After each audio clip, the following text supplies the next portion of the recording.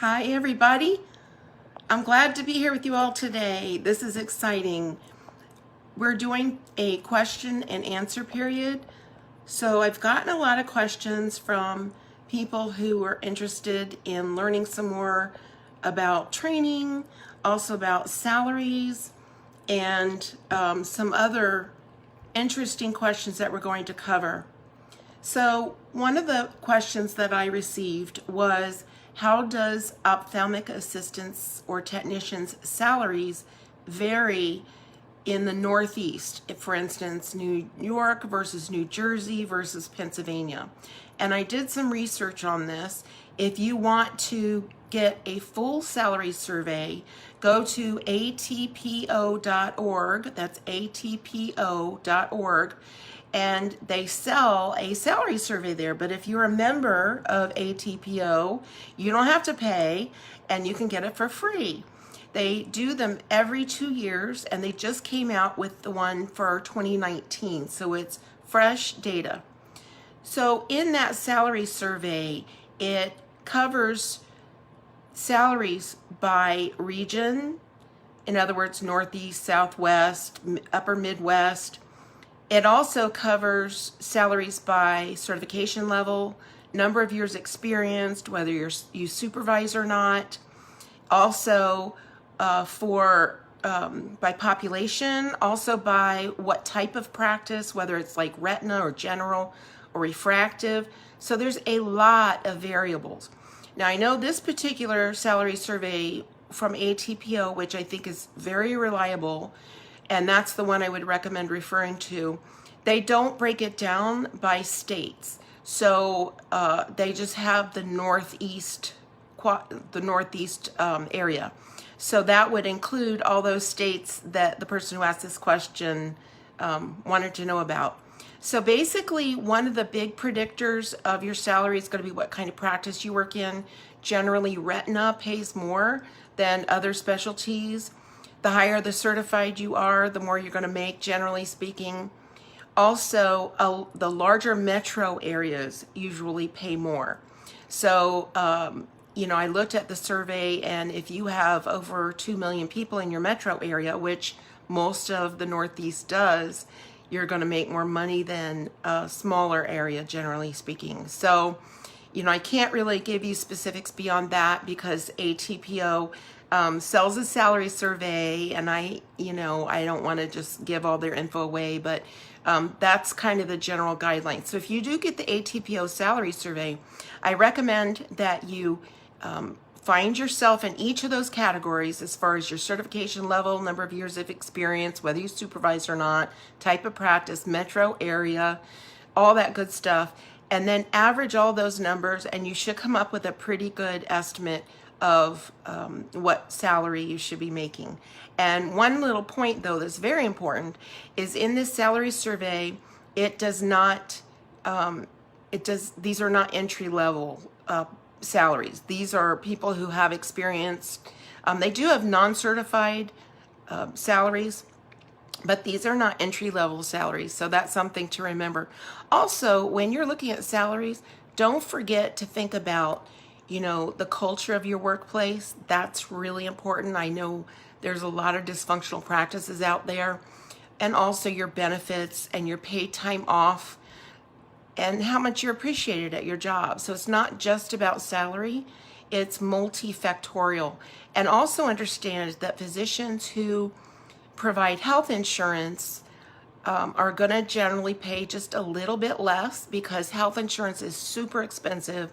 I was a practice administrator for many years, and in my practice I took care of the health insurance benefits, and boy did I have sticker shock when I looked at how much those health benefits cost the practice. It's astronomical, so you have to take that into consideration as well. So I had another question. Someone else said that they are seeking certification or going up to the next level of certification, and they are not being encouraged by their employer and not going to be paid more. And should they get certified? My answer to that is that certification belongs to you, not to your practice or your doctor or your manager.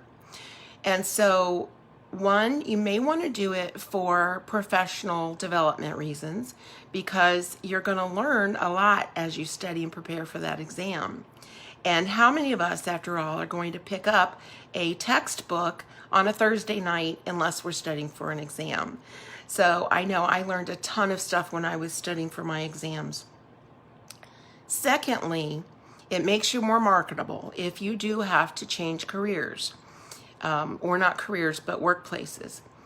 And thirdly, it's very well respected. The certifications are very well respected in ophthalmology circles. So it speaks about your level of professionalism, your dedication to your career, your intelligence, and that you're a go-getter. I think it speaks to a lot more than just that certification level.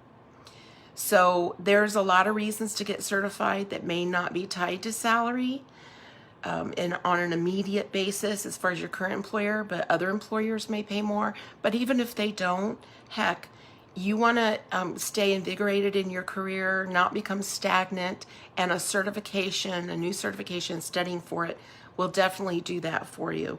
So that's a big advantage there as well. All right, so another question that we had was somebody wanted to know about different types of refractive errors. So this was a great question I just got a short time ago, and I know that person is watching, so howdy, Rhonda. She had asked about astigmatic, simple hyperopic astigmatism, myopic astigmatism, compound astigmatism, and those can be a little bit hard to wrap your head around. All these optics concepts can be really challenging. So basically the answer is a simple hyperopic astigmatism would be somebody that has a prescription of plano plus some sil. Okay, so plano plus 1 at 180 would be simple hyperopic astigmatism because there's no sphere. That's the simple part of that. Now, a compound hyperopic astigmatism would be somebody who was hyperopic in their sphere and had astigmatism as well.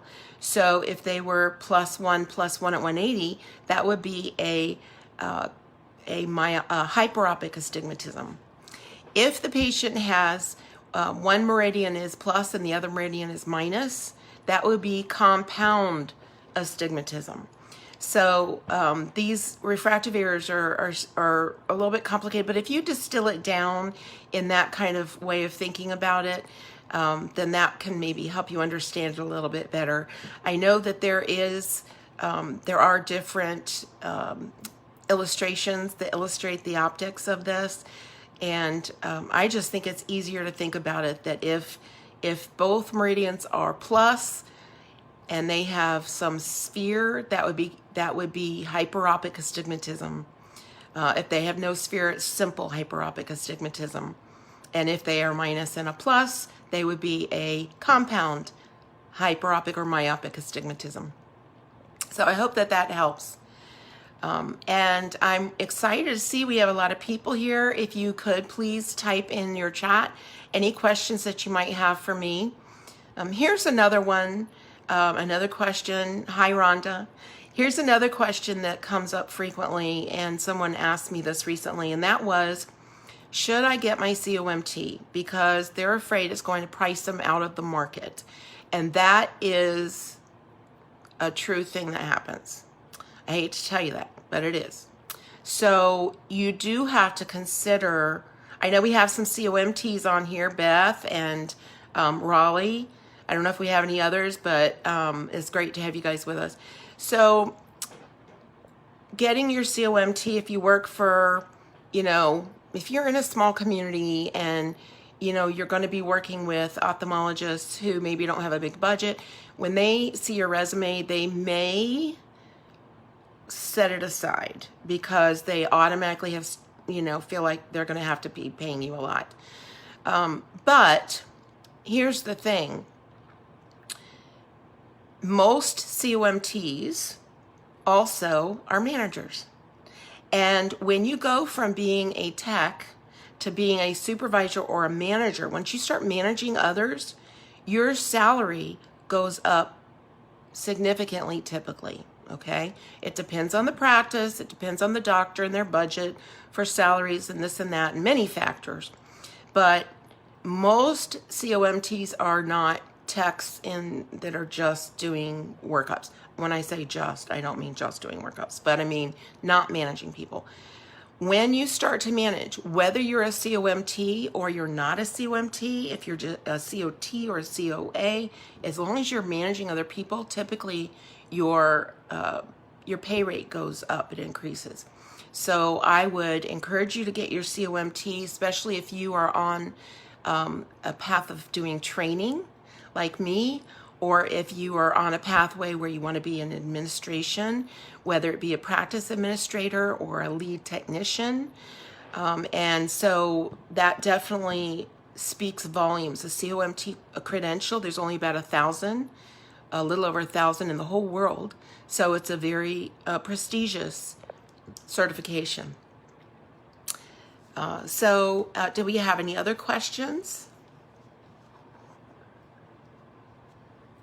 So here's another question I just got in, and that is, how is the best way to highlight my skills on my resume? So first and foremost, make sure everything on your resume is spelled correctly. I can't tell you how many resumes I got when I was a manager who they had misspellings, and there's just no excuse for that these days. And you got to double check your spell check, because sometimes spell check will misspell things when you mean one word that, they'll put in a different word. So double check that. Another thing that I encountered a number of times when I was an administrator was I would get resumes in via fax or email or whatever, and the print for the phone number or contact information was illegible. And there were some times that I was like, gee, I really would love to reach out to this person because they sound awesome, but I didn't have that information there. So one of the things I recommend on a resume is to use action words when you are, especially in ophthalmology. That's right, Linda. So when you're talking about the things that you've done in your career, such as your skill set, try to use verbs, action words. For instance, managed staff of 15 clinical technicians.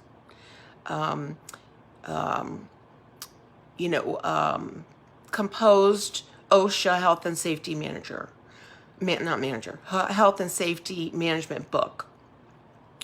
Action words like that: composed, described, taught, developed. Those sorts of action phrases are really helpful. Secondly, use bullet points. Most managers, especially if they're getting a lot of resumes and you want to try and stand out, they will kind of skim the resume. There's certain things they're looking for, and so you want to make it bullet pointed, because if it's too long or it's too wordy, they are not going to read it all. If you have any publications, if you've written for any magazines, then you definitely want to put that in your resume as well. Any kind of writing. As a matter of fact, that's a great bit of career advice. A lot of the ophthalmology journals are always looking for people to write for them. ATPO is one that has a publication. It's an electronic publication. I think there's a print copy too that's mailed out. I might have opted for the electronic version, so I don't get the print version. But anyway, that's a great way to kind of beef up your resume. Also, teach at some of the IJCAHPO meetings. IJCAHPO is always looking for new instructors. You don't have to be a COT or COMT to teach. Just come up with some kind of content that's relevant and may not have been taught recently at one of the national or regional meetings, and propose it to IJCAHPO. I will tell you that for the fall meeting, which I just found out is going to take place virtually, with maybe a small audience in Las Vegas. But they're always looking for new instructors. Reach out to them. Usually they start, entertaining proposals for courses like February of each year. So think about that. It's fun, it's challenging. If you don't want to stick your toe all the way in the water and you just want to kind of get your toe wet, you can always assist with some of the workshops that they have. That's how I started at the, teaching at JCAHPO, was assisting with the workshops. And it's not hard. They have a lead instructor. You just do what the lead instructor tells you to do. So it's not like stressful or anything. All right, so we have another question. Is there an accredited online program to get COA? So, Nadine, you asked that question. So are you referring to like a school or university, or are you talking about like a COA prep course? If you could give me a little bit of clarification there. There are accredited training programs in the U.S., but there are not a whole lot of them. There's maybe, I would say, 12 or 15 in the whole country. There's some in Canada as well. Hopefully we have some international students of mine listening in. But if you go to the Consortium of Ophthalmic Training Programs, COTP, Consortium of Ophthalmic Training, COPT.org, or you type in Consortium of Ophthalmic Training Programs in your search bar, you will come up with their website. They have a map and they will show you where all the training centers are, or, colleges and universities. So school or college, Nadine, thank you for that. Yes, there are. And there's different levels that you can take at a school that has an ophthalmic training program. There are some that just offer a, quote, certificate that do not actually qualify you to take a certification exam immediately after. And those you typically don't have clinical training included with them. The best programs are going to have both clinical and classroom training. I mean, gosh, if you don't get the clinical training, you're not really going to be able to come out of school and be able to do the job. So you definitely want to find a program, in my opinion, that you can do clinicals and classroom training. Some programs, when you finish them, it qualifies you to take the COT exam, so you can skip the COA. Some are COMT level programs. They allow you to skip the COA and the COT tests and just go straight to the COMT. So, I would encourage you to reach out to that website and see what you can find there that might be near you. I don't know of any that are online, but it could be because of COVID that some of them have transitioned to online courses. Could be. So, so another question is my online COA prep course accredited, or my live remote training for my COA or COT, are they accredited? They are not accredited, but they are, have been peer reviewed. My COA prep course is not eligible. No one's COA prep course is eligible for JCAHPO CE credits. JCAHPO used to certify, or accredit, I should say, not certify. They used to accredit COA programs, prep courses, but they no longer do. And now they only would accredit a COT or COMT prep course. However, unfortunately, JCAHPO's fees have been increased multifold just a couple of months ago to get my courses accredited. And for right now, I actually have pulled my students, and most of them said they come to my courses for the training, not necessarily the CE hours. And I would have to increase my fees to continue getting my COT prep course accredited, my live one. My online COT and COMT courses are accredited by JCAHPO, but my live course is not. And that's the reason. I have not raised rates for my prep courses since I started teaching them 11 years ago. And I do not plan on raising them. I feel strongly about that. I want to make my courses accessible to everybody possible.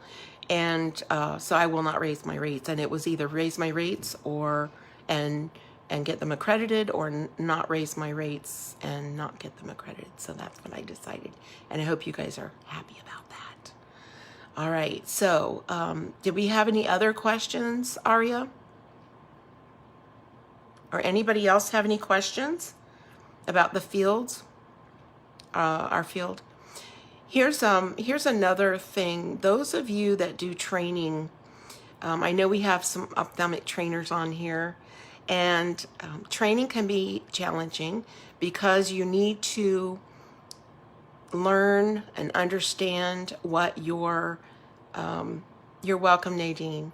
So we can learn and understand what our trainees' learning style is. That's really important.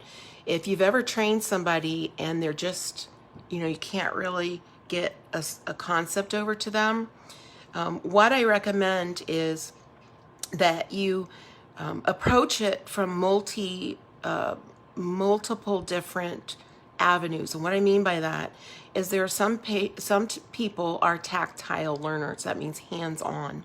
Some people want to know everything about something before they even start or begin doing the skill. Other people just say, let me get in there, let me get my feet wet. I don't need to know every detail, although they actually do. But so there's different, approaches. And when I actually have a clinical training program for practices to have to onboard their own technicians, their own new hires. And in that training program, it comes with a trainer's guide, a trainee's guide, and 12 training modules, plus a skills assessment grid and individual support from me for their trainers. And so in that clinical training program, I outline what my strategy is for training, and here's what it is. I do what I call the learn, watch, do technique. Learn, watch, do, assess technique, I should say. What that means is first they're going to learn about something. Let's say we're teaching them pupils. So first they're going to learn about the neural pathways and the techniques for assessing pupillary function, different pupillary abnormalities. Then they're going to watch, and by watch, I mean they're going to watch some of my training modules that come with the training program on pupils, and they're going to watch their trainer do the skill. So the trainer will teach them by showing. That's the learn, and then the watch. And then the do part is that they're going to do it with their trainer watching and giving them feedback. And then assess is where that technician will be assessed on that skill. For instance, you can do something like have a pupil party, and you can have your some patients who have normal and abnormal pupils come in, fill your exam lanes with them, and do an in-service for your techs beforehand on pupillary assessment, and then have each technician go around to each of those exam lanes and check everybody's pupils, then meet back and say, okay, room 1, what did you all think? Room 2, what did you think? Some will get them wrong, some will get them right, and then you can go collectively in and look at all those patients' pupils again, and the people who got it wrong can get that light bulb moment. So my strategy for training is to hit all of those different modalities of learning. Learn, watch, do, assess. So you want to assess them at each milestone in their training when they're learning a new skill.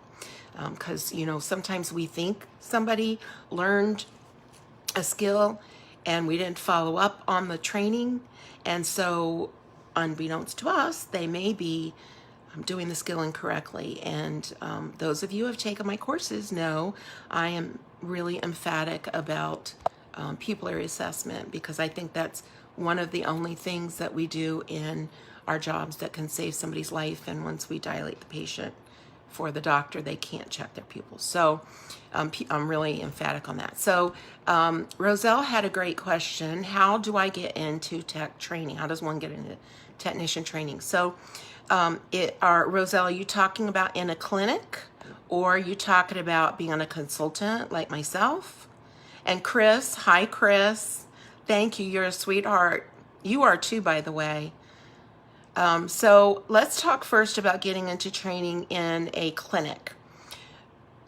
Most clinics would love to have somebody who likes to train, because I can tell you most people don't like to train. And so if somebody is their trainer a trainer in a clinic and they really don't enjoy training, they are probably not going to be a great trainer. So if you're interested in getting training for your clinic, go let your manager know, let your lead tech know, and you need to be on the ball. I'll tell you what, I learn stuff all the time training, because you have to be on your toes when you train, because people will ask you questions, and if you don't know the answer, then you go look it up, so you're learning too. So it's really is very synergistic.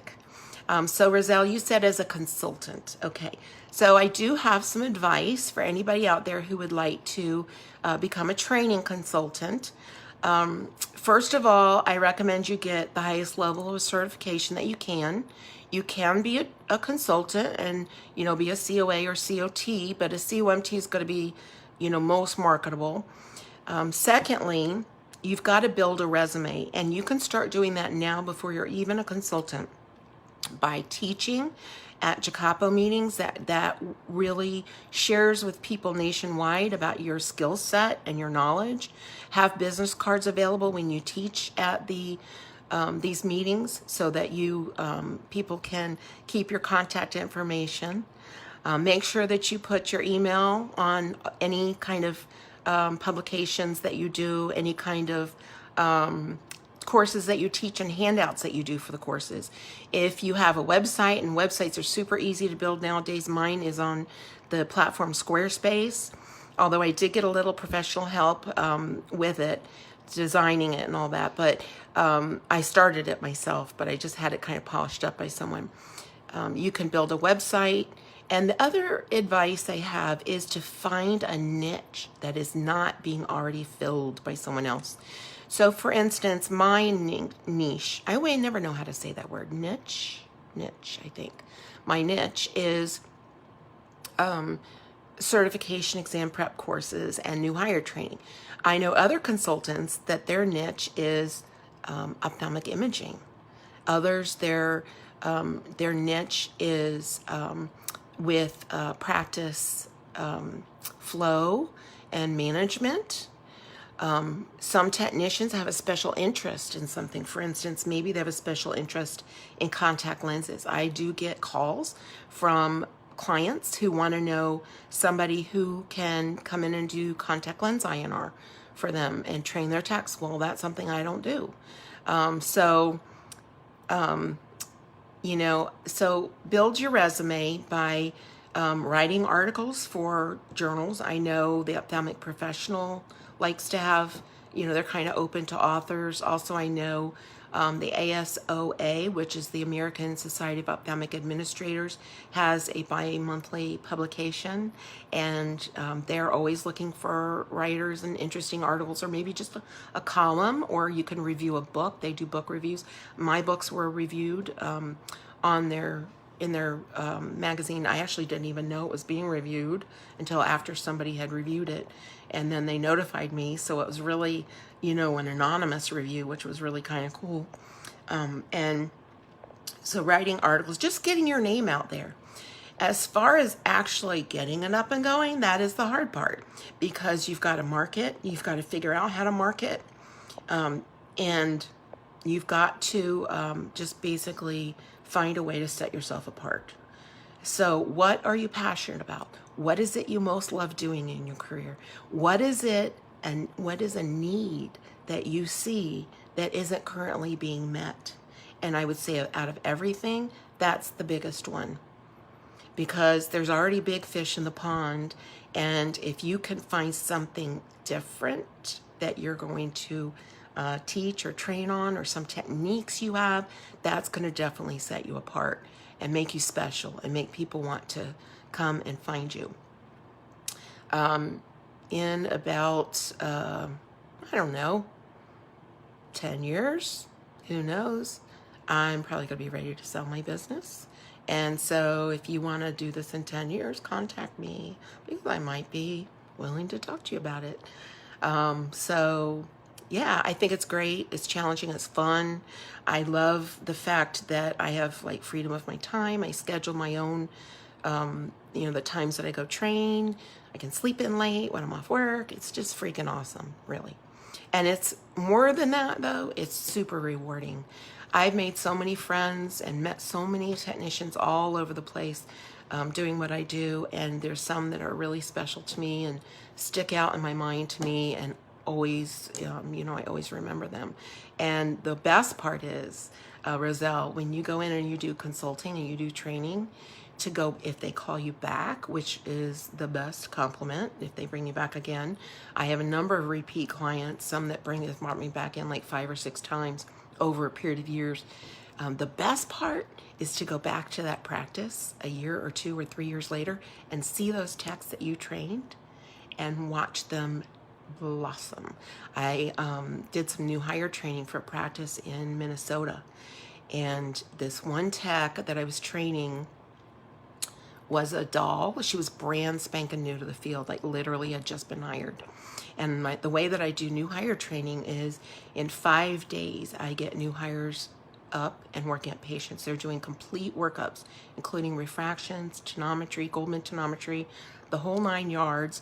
By the afternoon of day 4 and all day 5, they're actually doing complete workups. So it's kind of a boot camp, and it's a whole strategy I've developed for training. Anyway, so this one young lady, I was training, I think 4 techs at a time, and this one young lady could not get the Jackson Cross cylinder.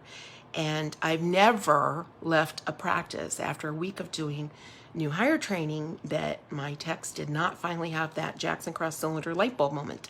And it was Friday afternoon, and I was like, oh gosh, she is still not getting it. And I tried everything I could to try and help her understand, chasing the white and what to do with the Jackson Cross and what to do in response of the patient's responses.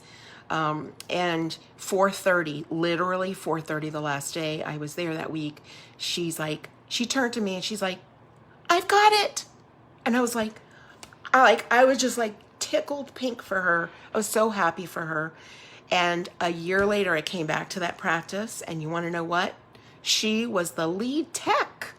And I went and I was like, her name's Heather. I was like, Heather, I am so proud of you. And so that was so rewarding for me to know where she was and how far she came. It wasn't all me. After I left, she's the one that kept up her skills. She's the one that kept studying and kept developing her skills and refining her skills and becoming more proficient.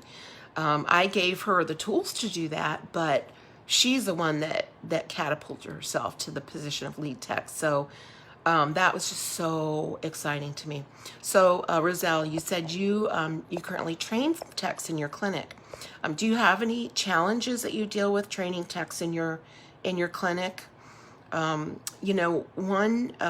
little piece of advice, especially about the Jackson Cross, if you're a trainer, as you know, just like I said, that's usually like the toughest thing techs have to learn, of refracting. What I'll do if a tech isn't getting it is I'll do drills. So I will put, the Jackson Cross down. Like a lot of times they don't get about chasing the white. That's really hard to get in somebody's head. Is very hard for a lot of techs to grasp. I would say most techs. So what I'll do is I will simply flip the lens, and I'll have them, they'll flip the lens. I'll call out an answer, and then I watch to make sure that they did it the right way. So when I get to the point where I've done a lot of training on the Jackson Cross and they're still not getting it, I will do what I call drills, where I'll put the Jackson Cross into position at the whichever position is they're struggling with, whether it's power or axis. And I will just have them flip, and I say, ask me better, 1 or 2. And they'll say 1 or 2, and I'll give them an answer, and then I watch to see what they do. If they don't do it right, I reach over and turn it the other way, the correct way, and I say, do it again. And we do that again and again and again and again, and eventually they will get it. So if you need to do that, that's a great technique. Just dial down, drill down, and have them do it over and over and over again until it clicks, and it will click, I promise. So refraction, Roselle. So are you saying that that's something you're interested in training, or is that something you had a question about? And any of you that are watching, please feel free to chime in with a question, because I'm going to keep going as long as there are questions. So please feel free to chime in. Arya, did we have any other questions that came through via email? So let me just kind of bring one more thing up. I do get this question a lot, and that is technicians are like, what is ATPO? What is ATPO? You may or may not have heard of them, but it is called the Association for Technical Personnel in Ophthalmology. And ATPO is a nonprofit organization that used to be kind of married with JCAHPO, but now they are singular, they're on their own, and they represent us. So they are our representation organization, just like the AMA represents physicians in government affairs, legislative affairs, things like that. Then the also ATPO represents us. So JCAHPO certifies and ATPO represents, just like the AAO credentials and board certifies our physicians, and the AMA represents. But it's a great organization. When you join, I think it's $75 a year, but if you sign up for 2 or 3 years at a time, it's cheaper per year. You get two free credit hours every year, and you also get a free salary survey. They have all kinds of continuing education courses you can take on there for pretty cheap. It's 100% worth joining. I happen to be an ATPO ambassador, which means that I go to schools in my area and I talk to high school students, middle school students about our career, and I bring in some demonstration things like I'll bring in an AMSLA grid and draw on the right and left side of the AMSLA grid a red dot to represent the blind spot, and I show them how to pull it towards them until the red spot disappears. And these students always go crazy when they see that. They're like, oh wow. I bring in a 10-foot eye chart and let them check their vision. So ATPO has a lot of things going on that are positive. They're trying to outreach to the communities to let people know about this career, because there is a shortage. There's always been a shortage of ophthalmology, staff. And so ATPO is definitely one that you want to check out. And if you do, or if you are in ATPO, there are a lot of volunteer opportunities with the ATPO. Some of them, like I said, like an ambassador, you can just do at home, and you don't have to really travel for it. But they, it really requires technicians to be a part of it for it to be successful. And when it's successful, it benefits all techs. So I would strongly encourage you to join ATPO, and it's atpo.org. So Roselle, you said challenging to teach. Can you expound upon that a little bit? Are you talking about technicians who may be difficult to teach? Well, I'm waiting to hear back from you on that. Another thing I encounter a lot when I'm training is techs who can't do simple algebra, like -1 + 2. What is -1 + 2? What is 50% of 2.50? Okay, so you're welcome, Sergina. I'm glad to see you on here. I find that a lot, and I believe it is better to screen before you hire technicians. Even if you're going to train them from scratch, give them a simple algebra test. I have a 5-question algebra test that I came up with, and if you would like a copy of that, I would be happy to share it with you. Just email me. My email is sharon@itechtraining.com. Simple algebra test, and it's 5 questions, no calculator. And to me, if they can't get 4 of the 5 correct, I would seriously not consider them to be to hire as a tech, because if you can't do basic algebra, you're going to be making a lot of mistakes that could be very costly for your practice. And I just think it's kind of a requirement, in my opinion. So another strategy that I use, especially when I'm in training techs who were already hired and they can't do algebra, so it's too late to screen for it, they're already on board, you can go on Google and you can type in number line, and I've even laminated a number line for my students who couldn't get algebra and showed them that, or showed them the dial, the wheel on the lensometer, manual lensometer, which is essentially a number line on a wheel. And I say to them, look, if you can't do algebra in your head, keep a number line in your pocket. Keep a laminated number line in your pocket and use it. Hopefully eventually they'll get it and be able to do some simple algebra, but if they can't, then that's a tool that they can use. And I'm a big believer in using tools. Any of you who have been to any of my courses know I always say this. I make handouts that are meant to be used as tools. My pupil gauge, my clear pupil gauge, has a cheat sheet on it. Like I say, you can't keep everything in your head. Even physicians use reference material and tools. So I think, why can't we? So Roselle, I have trouble getting them to grasp the concept of refractions. I've been teaching new techs with little or no experience in ophthalmology. All right, so great question. I'm glad you asked it because I do have a strategy for that. I have several strategies. Firstly, they need to have a basic understanding of optics. One of my favorite videos on optics is at rootatlas.com, Dr. Timothy Root, R-O-O-T. He is actually an ophthalmologist in my hometown. He teaches for our ophthalmology, our local ophthalmology group regularly. And he's an amazing trainer, and he's entertaining, and he just is great. Well, he has a video called, I think it's called Introduction to Optics. It's like 20 minutes long, but it is superb in helping to explain basic optics principles: sphere, cylinder, axis, and ad.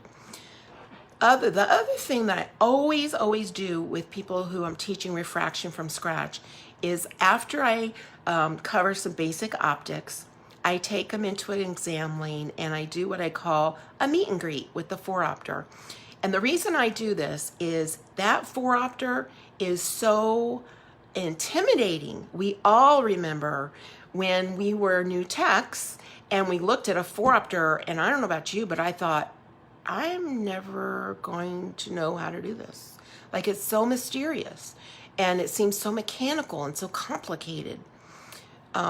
And so if a technician doubts their ability to learn, there may be a little bit of a stopgate there for them to actually absorb what you're saying, because they feel anxious and they feel overwhelmed. So I go in and I say, we're going to do a meet and greet with the 4-opter. And I show them what all the buttons and knobs are for, and I let them turn them and feel what it's like. Then what I do is, for the sphere dial, I let them appreciate the fact that there's only 3 clicks you can go on it without moving your thumb or your finger. So I say, so if you want to go 2 clicks, you have to start at the middle or above on the dial, because if you start low on the dial, you're not going to be able to do 2 smooth clicks. And I also want them to feel and listen to the click, because I tell them you're going to be refracting in the dark most likely. So you're going to learn eventually, once you're more experienced, how to just count clicks and not look at the dial at all. And you'll be able to know, oh, I went 3 clicks minus, now I went a couple of clicks plus here. And so I do that. And then, we introduce the Jackson Cross cylinder. And so that's definitely a challenge. And after we've gone through the basics, I bring the Jackson Cross cylinder down and I explain to them that there's only 2 positions the Jackson Cross cylinder clicks into position at. You know, the one position is for power and the other is for axis. And another thing a lot of techs get confused about is they think when they turn the Jackson Cross cylinder that and the patient responds, that they have to do something with the Jackson Cross cylinder. No, you don't touch a Jackson Cross cylinder after somebody responds. You simply respond to their responses on the cylinder knob dial and axis knob dial. So we give them the choices using the Jackson Cross, but we don't respond to their choices with the Jackson Cross. So a lot of techs get confused about that. And then doing the drills, just doing the drills. Also make sure all your technicians are balancing their sphere and their cylinder. And if you're not familiar with this concept, it means for every 2 clicks more plus sil, someone takes, you have to subtract a quarter diopter sphere. You don't ask them, you just do it. You adjust it. If they take 2 clicks less plus SIL, you would add 1 click plus. And if you work in minus SIL and they take 2 clicks less minus SIL, you would add 1 click of minus sphere. And if you work in minus SIL and they take 2 clicks more minus SIL, you would give them 1 click plus sphere. This is called maintaining your spherical equivalent, or maintaining the balance between your sphere and cylinder. And the reason why we have to do this is because if we just increase our cylinder power or decrease it and we don't adjust our sphere by half as much power, so it's a 2 clicks on SIL to 1 click on sphere, a 2-to-1 ratio in the opposite power direction, we are making the 2 focal points that an astigmatic eye has farther apart, not closer together, and we're actually inducing blur. So the best way to get the most reliable and crispest and clearest refraction is balancing your sphere as your cylinder changes. If you didn't quite get everything I said, because I know I kind of said it fast, feel free to email me and I'll be happy to respond and let you know. So we have another question here. Great question. I'm an older person, 55. Okay, I'm older than 55, Isabel, so don't say we're older persons, because I'm not an older person. That makes me older. That has been working as an uncertified technician for over 10 years. I've wanted to pursue certification. I even attended one of your COA prep courses, but I'm really anxious. The more I read the material, the less I seem to retain. Any suggestions? Oh, yes, I have suggestions for you, Isabel, 100%. All right, so firstly, with the purchase of my training course that you get unlimited individual tutoring with me through successful completion of your written and your skills tests if you're taking a COT or a COMT exam. So by all means, reach out to me. I will help you and we'll do individual tutoring, as many appointments as you need. No charge for that. It's included in your tuition, and we'll cover any areas you have extra questions with. As far as the anxiety goes, I kind of, in a way, look at that as a positive, because I feel like, if you weren't anxious, you would not care how you're doing on your exam. So it actually is a good thing that you're anxious. It means that you want to do well on the exam, and I think it's natural. I was anxious before every one of my certification exams. And so here's what I recommend, okay? So 2 things. One is dealing with the anxiety as you're studying, and the other is dealing with the anxiety as the days lead up to your actual exam. So as far as, leading up to your exam and studying, sometimes it can feel overwhelming, the amount of information that you need to learn. So that saying, how do you eat an elephant? 1 bite at a time? What I recommend you do is break down the material that you need to learn for your exam into, say, 10 or 12 approximately even sections, meaning an even amount of difficulty of material. And then set yourself a goal and say, if you divide it into 10 sections, say, in 10 weeks, I want to be done with this in-depth training or in-depth studying. The first week, you only study the information that is in the content for your first week. Don't worry about any other sections. Don't get off track. If you're studying about pupils, don't go read about muscles. Just concentrate on whatever section you're working on. Then the next week you do the same thing. And this allows you to be more focused, more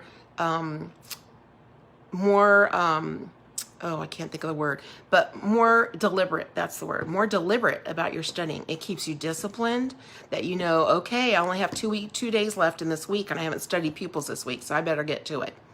So that is a good practice as far as studying when you have an overwhelming amount of material. Also, with my course, Isabel, you got 2 200-question practice exams with answer keys. So take the first test if you haven't already done so and score yourself. And then figure out what areas you didn't do well on. Then go back and study those areas then take the second practice exam and see how you do with that. And that can help assess your readiness for the actual exam. Now, leading up to the test, here are my strong recommendations. I've taken 7 IJCAHPO exams, and I was very nervous before all of them. So here's the thing.